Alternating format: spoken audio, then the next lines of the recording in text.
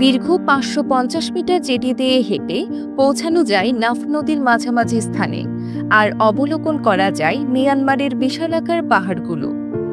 Jetty দিয়ে হেঁটে নাফ নদীর মাঝামাঝি স্থানে এলে তখন দেখা যায় নাফ নদীর সৌন্দর্য।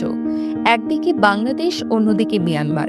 নদীর পশ্চিমে সারি সারি কেওড়া বাগান, জেটির উভয় পাশে গাছের সবুজ বেষ্টনী, যেন প্রকৃতির অপূর্ব এক লীলাভূমি। বাংলাদেশ এবং মিয়ানমার ভাগ করেছে একটি নদী, যার নাম নাফ নদী। এই সৌন্দর্যময় জেটি টেকনাফ মিয়ানমার ট্রানজিট ঘাট হিসেবে পরিচিত।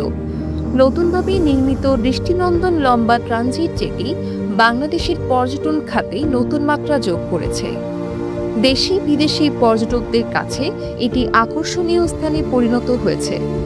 জেটিটি এরই মধ্যে স্থানীয় ও পর্যটকদের কাছে বেশ জনপ্রিয়।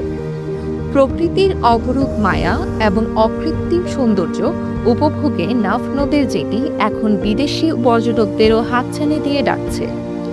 সকাল থেকে সন্ধ্যা পর্যন্ত হেঁটে যেটির সৌন্দর্য দেখছেন অনেকেই।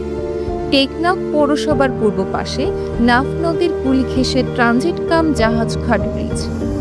এই নদের সৌন্দর্য অবলোকনে সব শ্রেণীর দর্শনার্থীদের পদচারণা ঘটে প্রতিনিয়ত। নির্মল হাওয়া ও উপকূলের মনোরম সৌন্দর্য নজর কাড়ছে সবার। কায়সার জুয়েলের প্রতিবেদনে শতাব্দী দে, সিসিলিয়া।